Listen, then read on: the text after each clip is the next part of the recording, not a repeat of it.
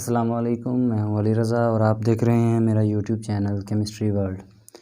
नाज़रीन, हमने स्टिशोमेट्री पर एक लेक्चर सीरीज़ का आगाज़ किया था जिसमें हमने लेक्चर नंबर 1 में उसके जो हमने 2 पार्ट किए थे। उसके फ़र्स्ट पार्ट में हमने देखा था कि स्टिशोमेट्री क्या है और स्टिशोमेट्री की बेसिक टर्म्स क्या हैं, ठीक है। उनके कंसेप्ट्स देखे, उनके यूनिट्स देखे। फिर हमने उसी लेक्चर 1 के पार्ट बी में स्टिशोमेट्रिकल प्रॉब्लम्स को सोल्व करके देखा। उन बेसिक टर्म्स की जो प्रॉब्लम्स आ सकती हैं, आपको न्यूमेरिकल सोल्व करना पड़ते हैं, वो देखे थे। इस लेक्चर में हम देखेंगे फर्दर जो स्टिशोमेट्रिकल कैलकुलेशंस में टर्म्स यूज़ होती हैं उनका थोड़ा खुलासा करेंगे। सबसे पहले हमारे पास है एवोगैड्रो नंबर, ठीक है। एवोगैड्रो नंबर को हम इस तरह डिफाइन करते हैं: the number of atoms, ions और molecule present in 1 mole of that substance is called Avogadro number. यहाँ पर वो ये बता रहा है कि अगर हम किसी चीज़ का 1 मोल लेते हैं, वो जो 1 मोल होगा, जितने वो एटम, आयंस और मॉलिक्यूल कंटेन करेगा उस सब्सटेंस का जिसका हमने लिया है 1 मोल, तो वो होंगे एवोगैड्रोस नंबर। इसकी न्यूमेरिकल वैल्यू एक यूनिवर्सल वैल्यू है, ये कभी चेंज नहीं होती, ठीक है। किसी भी चीज़ का 1 मोल लेंगे तो वो होगा 6.023 cross 10⁻23 number of that particular substance जिसका आपने 1 मोल लिया है, ठीक है। और इससे हमें पता क्या चलता है कि अगर हम किसी गैस की बात करेंगे तो STP पर वो ऑक्यूपाई करेगी 22.14 डेसीमीटर क्यूब, और उसी गैस के जो पार्टिकल्स होंगे वो होंगे 6.023 क्रॉस 10⁻23। STP का क्या मतलब है? STP का मतलब होता है स्टैंडर्ड टेम्परेचर एंड प्रेशर, ठीक है। यानी कि कोई भी गैस हम स्टैंडर्ड टेम्परेचर और प्रेशर पर लेते हैं तो वो 12.14 डेसीमीटर क्यूब कंटेन करेगी उस गैस का, और उसके जो पार्टिकल्स होंगे उस गैस के हम अगर फाइंड करना चाहें तो वो होंगे एवोगैड्रो नंबर के बराबर। For example 1 mole of carbon contains 6.023 carbon atoms, ठीक है। अगर हम कहें कि 1 मोल हमने कार्बन ली है तो उसमें जो कार्बन एटम्स होंगे वो ये होंगे, ठीक है। बड़ी सिंपल चीज़ एक डिफाइन है। उसके बाद हमारे पास आता है mole ratios. Mole ratio means the ratio, ठीक है, of number of moles of reactants taking part and number of moles of products form. बड़ी सिंपल सा कंसेप्ट है कि जो रिएक्टेंट्स का मोल्स है, नंबर ऑफ मोल्स हैं, वो जो रिएक्ट करके प्रोड्यूस कर रहे हैं number of moles of products, उनका हम सिंपल रेशो लेंगे, ठीक है। वो होगा हमारे पास mole ratio. For example combustion of propane. Propane मतलब 3 कार्बन होती हैं इनमें, प्रोपेन, ठीक है। तो वो हमें क्या देता है? प्रोपेन ऑक्सीजन से रिएक्ट कर रहा है और हमें दे रहा है कार्बन डाइऑक्साइड और वाटर।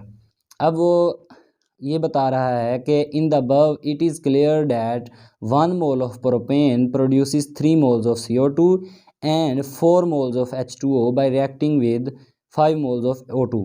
बेसिकली मोल रेशियो से हमें क्या पता होता है कि अगर हम इसकी अगर किसी भी हैपनिंग या रिएक्शन की अगर हम chemical equation, balance equation draw कर लें तो हम बता सकते हैं कि रिएक्टेंट के कितने मोल रिएक्ट किए हैं एक दूसरे रिएक्टेंट से, और उसने कौन कौन से प्रोडक्ट बनाए हैं, और सिमिलरली वो कितने कितने मोल्स बने हैं, ठीक है। इसके बाद हमारे पास बारी आती है परसेंटेज कंपोजिशन की। परसेंटेज कंपोजिशन क्या है? देखें, नाम से ही जाहिर हो रहा है कि परसेंटेज और कंपोजिशन होना है बनाने के अमल में कितनी ही परसेंटेज है। ये अब किसकी बात कर रहा है, हम डिफाइन से पता चलेगा। The relative amount of each element, ठीक है, in a compound are expressed as the percentage composition.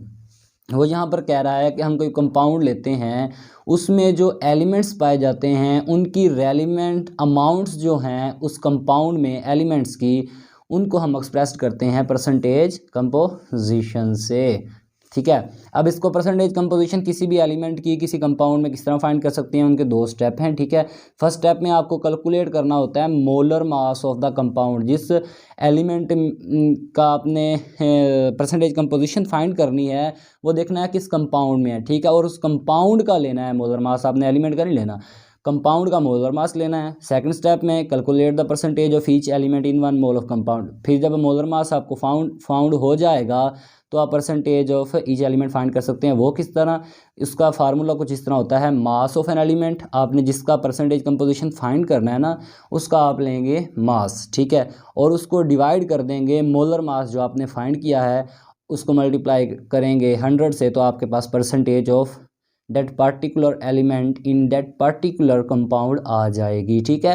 सबसे पहले आपने मोलर मास फाइंड कर लेना है जिस कंपाउंड में वो एलिमेंट आपका है, और फिर आपने मास उस एलिमेंट का लेना है, उसको डिवाइड कर देना है मोलर मास पर और मल्टीप्लाई कर देना है 100 से, तो आपके पास percentage of that particular element आ जाएगी। उसके बाद हम बात करते हैं limiting and non limiting reactants की, ठीक है। लिमिटिंग और नॉन लिमिटिंग रिएक्टेंट्स, नॉन से क्लियर सी बात है कि लिमिटिंग जिनकी कोई हद होगी, नॉन लिमिटिंग रिएक्टेंट्स जिनकी कोई ख़ास हद नहीं होगी। तो हम इनकी डिफाइन करते हैं, the reactants that is not consumed completely in a chemical reaction और produces high amounts of products is called non limiting reactant.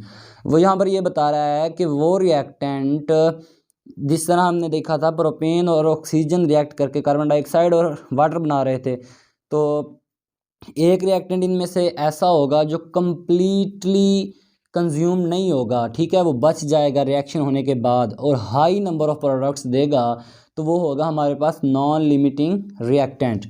और दूसरी जानब देखेंगे, the reactant that is completely consumed in a chemical reaction और produces least, जब एक least number of moles of products is called limiting reactant. एक reactant जो completely consume हो जाएगा और रिएक्शन के एंड पर अनड्यू या रेजिड्यू के तौर पर नहीं बचेगा, तो वो हमारे पास होगा लिमिटिंग रिएक्टेंट और वो कम मोल्स देगा प्रोडक्ट्स के, ठीक है। लिमिटिंग और नॉन लिमिटिंग रिएक्टेंट्स का ये बेसिक सा डिफरेंट था। इसके बाद हमारे पास आता है थ्योरेटिकल यील्ड।